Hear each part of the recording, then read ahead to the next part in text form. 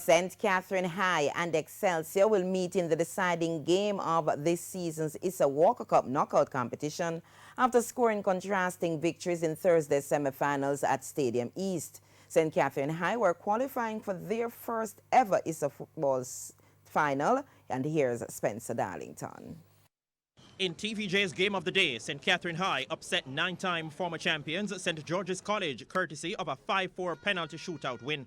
St. George's College started out on the front foot and proceeded to dictate the tempo in the first half, where St. Catherine High looked subdued in most areas. St. George's took up the ascendancy when Captain Nathaniel Campbell served up a nice delivery for top marksman Shantamoy Taylor to slot home quite easily in the 40th minute. STGC began the second half in a similar mood to the first as they searched for some added insurance. However, St. Catherine High fought their way back into contention and were rewarded on 64 minutes when their second leading scorer this season, Javon Cole, rifled home from close range. Regulation time and even the 5 minutes which were added for stoppages ended in a 1-1 deadlock, and so the dreaded penalty kicks were called into play. St. George's College missed their third penalty, while St. Catherine were perfect from the spot. I think we start the game very well, but trying to take a 2-3 yard step back after the first 20 minutes and allow judges to start play.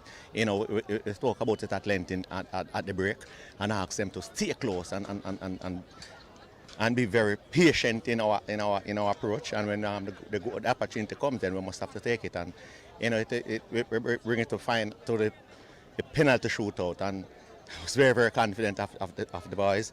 This is something that you know, we work on a whole lot, and you can see today. You could see today how they look taking those penalties. I think this is our 19th game, and we've only lost one game during the run of play.